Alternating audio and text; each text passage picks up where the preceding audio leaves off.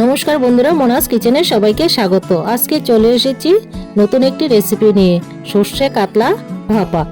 দেখো, উপকরণে লাগছে সর্ষে তেল, হলুদ গুঁড়ো, নুন, ধনেপাতা, কাঁচা লঙ্কা চেরা, নারকেল কোড়া, কাজু বাদাম, আদা, কাঁচা লঙ্কা আর কিছুটা সর্ষে। আমি 4 পিস মতো কাতলা মাছ নিয়েছি। এখন হলুদ গুঁড়ো, নুন আর কিছুটা পরিমাণ সর্ষে তেল দিয়ে ভালো করে মাছটাকে মেখে নেব। ইলিশ মাছ ভাপা তো সবাই খেয়েছো, একবার সর্ষে কাতলা ভাপাটা বানিয়ে খেয়ে দেখো, খুব ভালো লাগবে।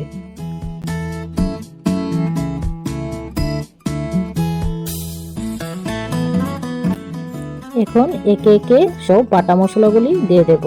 কাজু বাদাম বাটা, নারকেল বাটা, সর্ষে, কাঁচা লঙ্কা, আদা বাটা দিয়ে ভালো করে মেখে নেব। আমি এগুলি বেটে নিয়েছি, তোমরা চাইলে মিক্সিতেও করে নিতে পারো। তোমরা চাইলে কাজু বাদামের জায়গায় পোস্ত বাটাও দিতে পারো।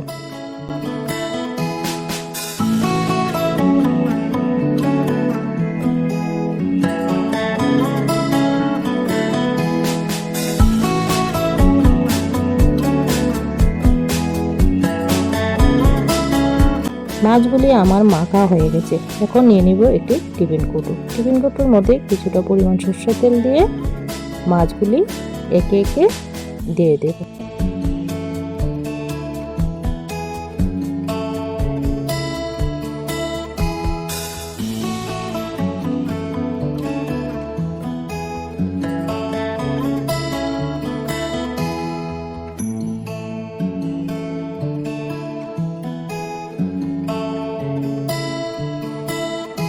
মাছগুলি আমার এক এক করে দেওয়া হয়ে গেছে। এখন মাছের উপরে দিয়ে দেব কিছুটা পরিমাণ ধনেপাতা কুচি, কয়েকটা কাঁচা লঙ্কা চেরা আর কিছুটা পরিমাণ সরষে তেল। সরষে তেলের পরিমাণটা একটু বেশি লাগবে, যেহেতু আমি মাছগুলিকে ভাপা করছি।